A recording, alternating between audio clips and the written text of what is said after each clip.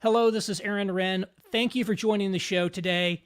And I'm delighted to be joined by special guest Christine Emba, who is a columnist and editor at the Washington Post.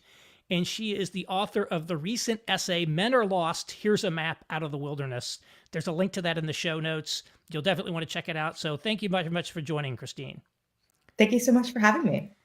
Last November, she reached out to me about this column she wanted to write about men's issues. We had a great conversation. And then I was looking for it and I didn't see anything. And I'm like, well, maybe she decided she didn't want to write it after all, decided to go a different direction.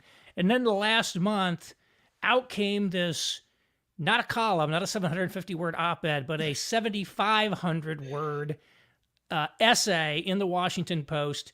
Think of it more like an Atlantic cover story type article, again, called Men Are Lost. It went viral. It was sort of the talk of the town, I think, for several days. I looked it up. There were over 10,000 comments left on the article. Well, that will tell you something. And again, there's a link to that in the show notes. And please do check it out. And I thought it was a great article. So congratulations on getting a big hit there. Thank you so much. And thank you for talking to me way long ago. It definitely took longer to come to fruition than I thought it was going to. Yeah, it was a lot of work. It's a lot of work to put out something good that's long. People don't realize that. How are men lost? Wow, big question. I mean, first of all, I should state that, and I state this in the article, that there's the idea of a crisis of masculinity, of worrying about manhood, has been a sort of American tradition. Like every 50 years, some commentators, since the founding really, commentators are like, oh no, what's happening to American men? But this moment, I think, is distinct in that men do seem to be lost and there is data to back it up. So when I say men are lost, I think that men are currently kind of unsure of their place in the world, of what it means to be a man and what men should do, and are looking for direction. And you can see also that men are kind of falling behind. Not kind of, but they are falling behind. And the stats back this up. So, we have the idea of deaths of despair, which are rising in the United States, very unusual for a developed country. But 3 out of 4 deaths of despair are men, and deaths of despair include suicides, drug overdoses, and alcohol-related deaths. So drinking yourself to death, basically. When you look at education, for every 100 bachelor's degrees awarded to women, only 74 are awarded to men, and that number is, continuing to fall. When you looked at the college dropout and lack of enrollment numbers during the COVID-19 pandemic, there was a big drop in college enrollment, but 70% of those who left school were young men. And then you can look at statistics about wages and earnings. Wages for men have stagnated basically since the 1970s, and the men kind of most likely to drop out of the job market or remain sort of under unemployed are actually young men, men in sort of prime working age from 25 to 34. And then, of course, you can think about the reasons for this. Part of it is that, there's just competition from women who, since the sexual revolution and, the feminist movement, have entered the workforce in droves and are doing well for themselves and are succeeding in an economic sense, and also have the resources to kind of do without men. It's more likely and certainly possible that women can start families by themselves with enough resources and artificial reproductive technology. After the Me Too movement, I think there's been sort of a backlash and a drop in partnership too for men. Men are more likely to be single than women, are more likely to not be having sex than women, are more likely to live alone or with their parents than women are. And then when you talk to young men, I mean, those are the statistics, but when you talk to young men, I feel like, as I said in the piece, young men, many of them are getting a little bit weird. There's a sense of malaise. They talk about being lonely, of not having close friendships, of not sort of being sure who to be or how to be. And you see a lot of growing interest in the category of people I describe as manfluencers, Mm-hmm. sort of Jordan Peterson, Andrew Tate, Tucker Carlson to some extent, Bronze Age pervert, guys who are just telling men how to man up, whether in good ways or bad. So you see that men are also looking for direction in this moment. Yeah, I've really noticed there's a tremendous split between the online influencers you mentioned and sort of traditional leaders and authority figures. There's been a lot of hand wringing for many years, for example, about why men don't go to church, and that, religious participation has been a much more female characteristic, female things. Men have seemed to be detached from any sort of parental authorities, traditional sort of public authorities like Josh Hawley. I don't think he's wrote this book on manhood, but Josh Hawley is not has a huge doesn't have a huge following, right, among young men. But yet, all of these online influencers, I mean, a lot of them just have gigantic audiences. And I saw this starting about a year ago, or between me about a decade ago. But today, it's amazing how many of these people are, and some of them I think are really helpful. Like Jocko Willink, the former Navy SEAL, he tells you to get up for 4:30 in the morning and go work out. Something that I personally don't do, but that's pretty good. And then you get all the way to Andrew Tate, who's been seen by something like 80% of teenage British boys. Was the thing. It really is a phenomenon. You ask friends of mine who have high school age boys, ask them, do you heard of Andrew Tate? Like, oh yeah, everybody watches Andrew Tate. What are these online influencers doing or saying that makes them such a draw when kind of the traditional authorities aren't? Because it does seem men are looking for guides, but they're not Mhm. finding it in the traditional institutions and authorities. Sure. So I mean, I talk in my piece about what I see as a problem, the fact that men are looking for direction, um, are looking for someone, a sort of older mentor figure to tell them who to be. And the mainstream seems really unwilling to provide that. Instead of saying, like, oh, okay, you want direction on how to be a man, here's some examples, here's how you be a man. The mainstream often seems unwilling first to acknowledge that masculinity or manhood is like a specific thing at all. Instead of saying here's how to be a man, it's oh, just be a good person, Mm-hmm. which is not particularly specific. Or in fact says that masculinity, as you conceive of it, as the average person conceives of it, is toxic, and so you shouldn't be that at all. In contrast, these manfluencers, who I would say are often, almost always, kind of coded as slightly to very right wing. First, they're willing to say that, yes, masculinity is a thing, manhood is a thing, and it's actually a good thing. So they provide a positive vision, an aspirational understanding of what it means to be a man. And then they're just very clear about what you should do. So you mentioned that Jocko Willink gives like this really Mm-hmm. specific advice: wake up at 4:30 and work out. But even Jordan Peterson, I think one of kind of the first notable manfluencers that I ran into, he had literally 12 rules for life, like a very clear map. This is what you do, this is how you do it, and then you'll achieve something at the end. So that's very attractive. It's a very legible map. But then also, finally, I think they provide empathy. So instead of saying like, "Ah, men, you're toxic and you need to stop complaining and pull yourself up by your emotional bootstraps," they say like, "Oh yes, I see you, young man. Like I see your struggles. I empathize with what you're going through and I want to help you."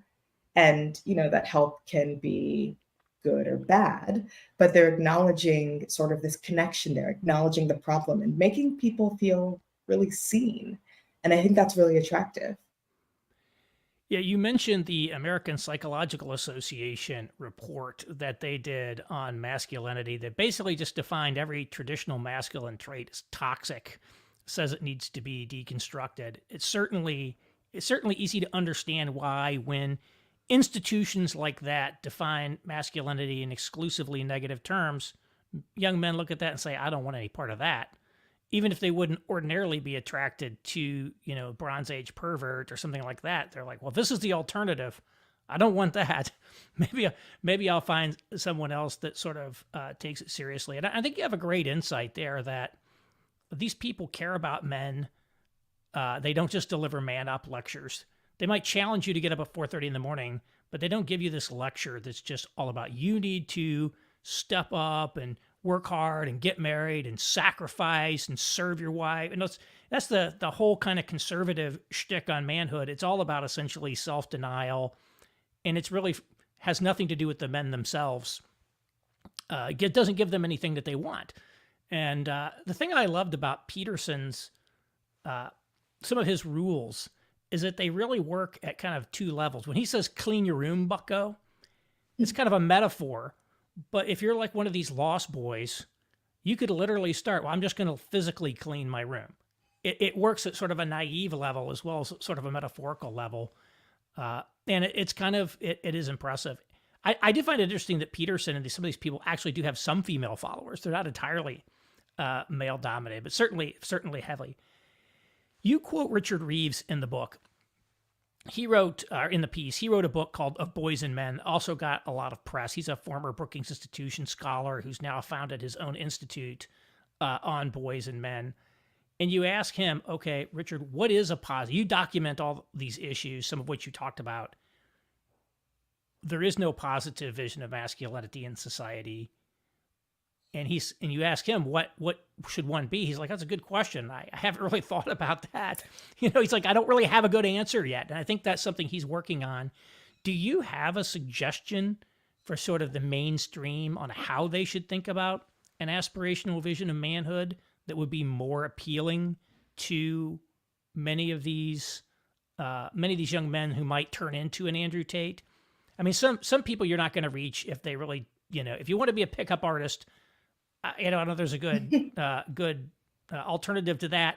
But if you're just looking for a way to like be healthy, get in shape, be better in your career, I would think there could be some better things that society could offer. Do you have any ideas on those? Yeah, no, I that's a really important point. I think one thing that's actually interesting and complex about what Reeves said in the piece, and I talk about this sort of phenomenon in the piece too, is that I think he actually has something of an answer, but in that moment, wasn't sure he should say it. Mm-hmm. And I think that is one of the things that's happening in this moment. People are unwilling to be prescriptive in their ideas. And there are a couple of reasons for this. So first of all, I think especially in the mainstream, there is a fear of this kind of zero-sum thinking, right? So, the feminist movement happened, which I think was a good thing, actually. Women are now able to enter the economy, enter the workforce, do things that they hadn't done before. It's great. It's also incomplete. Women are still coming up from behind in some sense. And I think that there's a fear in the mainstream that, well, if we turn to talking about men, telling men what they should be doing, giving men our attention, then suddenly we won't have time for women anymore. And that's a bad thing. And there's like this zero-sum thinking that we can only pay attention to one group at a time. So let's leave men to their own devices. And then I also think that sort of men's issues have a bit of a branding problem. So often the loudest voices on the kind of let's help men side are in fact a little bit toxic. So you have, like men's rights activists and pickup artists. And yes, Andrew Tate, who talks a lot about masculinity, but does so by denigrating women and in fact is now an accused sex trafficker and is in jail in Romania.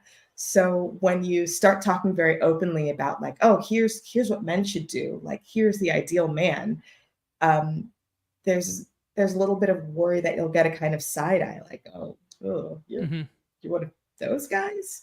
And so I think mainstream figures feel a little bit nervous talking about, how a man should be for that reason. And then there's just sort of like the modern moment, which really privileges individuality and sort of defining your own path. And I think there is also a fear that's somewhat justified because, when you create boxes or create too strict an ideal, you inevitably leave people out, and that can be used to stigmatize people. That if you define being a man too closely, then yes, then people will be left out and hurt, and some people won't live up to that, and they will be outcasts in society. So people don't want to strictly define it. That said, I think that we can come up with a positive vision of masculinity that is not a narrow box. You know, not every man has to be John Wayne, right? We can have many models of masculinity that are still distinctively masculine. And I guess how I think about it is first, you have to actually admit that maleness is something different than femaleness, that the Mhm. ideal masculinity is going to look different from the ideal femininity. And I say that because when I think of defining sort of an ideal, I think of virtue, right? And virtue is sort of built in embodiment in a certain sense. If you are male, then presumably you inhabit a male form that, is different from the female form. And what does it mean to be virtuous in that form? For instance, I think of an ideal masculinity, thinking of a man, okay, as a man, you're probably stronger than most women, Mhm. children, and old people. What does it mean to use that strength in a virtuous way? What does Mhm. it mean to use these masculine qualities well? And, Richard Reeves actually in the piece um, actually gave a good example of an ideal masculinity that he says he's trying to teach his own sons. He wants to teach his own sons to be, brave enough to ask a girl out to a dance if that's their preference. You know, kind of wise and charismatic and savvy enough to either take her there or accept it when she says no, and chivalrous enough to make sure she gets home safely either way. Mhm. And I think some of the qualities that that embodies are, um, first of all, kind of strength and bravery. Like, it does take some courage to ask someone out. It takes initiative, a sort of a do it yourself, a sort of activeness.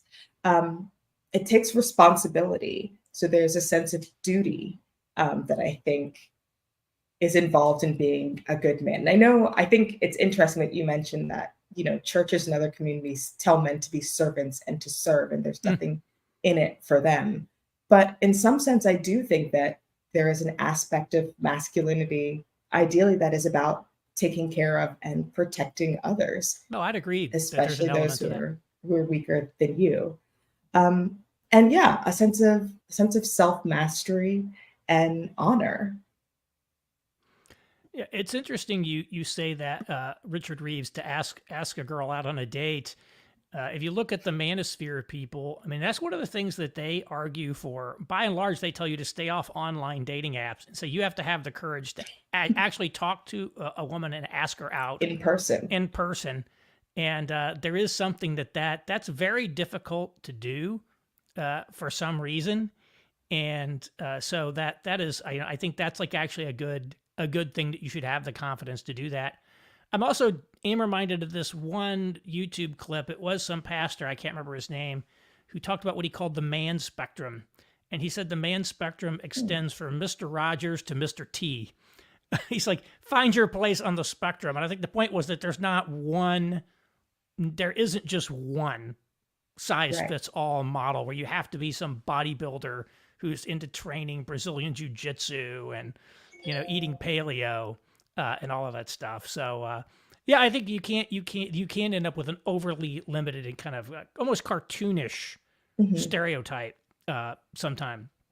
And I think that's kind of what Andrew Tate actually is Yeah. in some ways. He's like the 15-year-old's ideal of what a man should be. He's got a lot of cars and hot girls and like is always almost surgically attached to a cigar.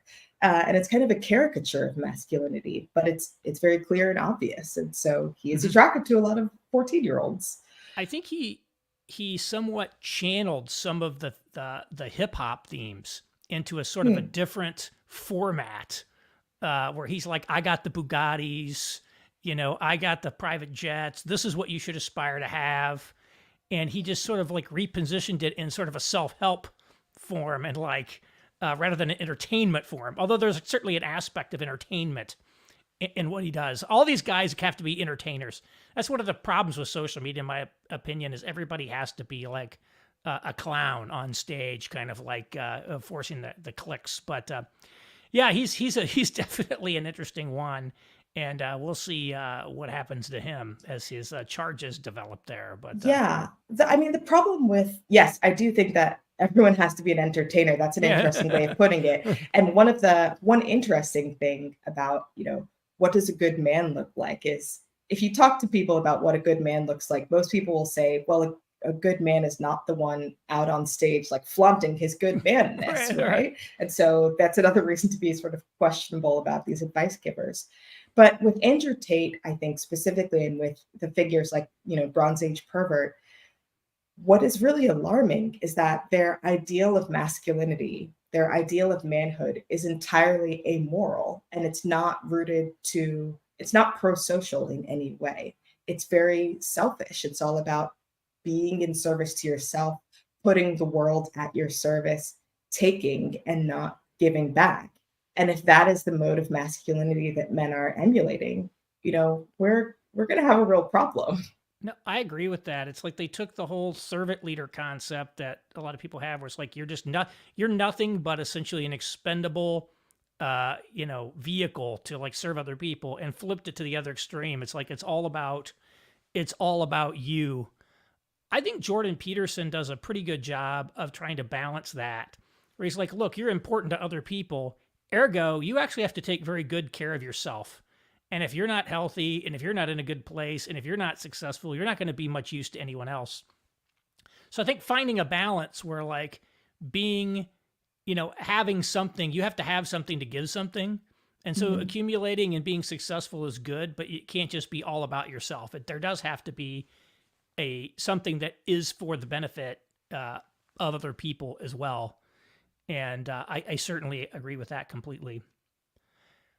I guess my last question is I notice that all these online men's influencers are actually men.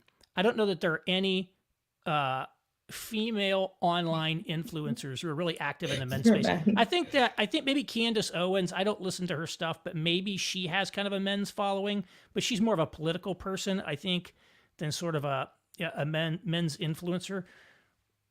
It seems like most of the people in kind of mainstream society who are talking about kind of men's issues are actually women. So yes, there's Josh Hawley and Richard Reeves, but this recent Politico magazine special issue on masculinity, every single article in it was written by a woman. Yeah. Why is this? There's something that is going on that sort of men can't speak up for themselves or something like that. Is that part of it? Well, yeah, I noticed that with the Politico issue, and I was like, interesting. And obviously, my piece was written by a woman. Um, I think there are maybe a couple of reasons for this. One is that I think that men tend to be a bit less likely to sort of, and this is my speculation, Hmm. uh, sort of therapize themselves or spend a lot of time sort of thinking about like, oh, like how should I be? Like, what is society telling me to like? Um, Spend a lot of time talking about these cultural modes and questions in a way. And women just spend more time doing that. There's this sort of the cliche that's a cliche because it's kind of true, right? That women interact face to face and men interact side by side. Um, and so I think women spend just a lot more time thinking about kind of social roles in this way. Um, I think that, this sort of branding problem that we talked about before comes into play, at least with who is published on masculinity. Because again, like if, a man were to submit a piece that's like, well, actually, men are struggling, and I'm going to tell you why, as a man, pay attention to me. I think Hmm. there might be some reflexive pushback from Hmm. gatekeepers being like, men, really? Hmm. You? So it's in some ways perhaps kind of easier for women Hmm. to get a place to write about this. But also, I think that women are becoming more aware of it and are trying to figure out what's going wrong because women are interacting with men. Women have sons, they have brothers, they have friends, they have husbands. And also, I think a lot of women, including myself, frankly, are women who are dating or have dated, are trying to find partners and are looking around and sort of realizing there's no one they want to be with. And what's the problem here? And so I think that then drives them to want to figure it out, want to talk about this problem. Yeah, it's a quip attributed to Henry Kissinger. I don't know if he really said it, that no one will ever win the battle of the sexes because there's too much fraternizing with the enemy. But it would be interesting to know what he thinks today, because it does seem that it's possible for both sexes to lose, in a sense, as we see in places like South Korea, where, it's not a healthy environment, and we certainly don't want that here. And so I hope that we're able to get back on track. Well, again, congratulations on having such a great piece and a big hit as well. It's one thing to write a good piece. It's quite another to get people to read it, and you managed to accomplish both. So congratulations, and thanks for joining. Again, Christine Emba is a columnist at the Washington Post whose piece is called Men Are Lost. Here's a Map Out of the Wilderness. There's a link in the show notes. If you haven't read it, be sure to do so. Again, there's 10,000 comments if you want to check those out too. It was the talk of the town for several days. And thank you very much. Thank you. And I'll actually just plug something now that I great. think about Please it. do. You did ask, well, you asked about models of masculinity. And one of the fun things about the piece is that there was a call out kind of nested just high in the piece, where I asked people to write in and tell me who their ideal of masculinity was and why. And sometimes call outs can be hit or miss. But in addition to just 10,000 comments on that piece, I got at least like 350 responses to that call out. And many of them were really sort of long, thoughtful, multi-paragraph essays almost. And so there's a follow-up piece that I did collecting sort of those ideal men, some of the people who came up the most often and the tropes that were reflected the most often. And I can send you a link to that piece too. Great.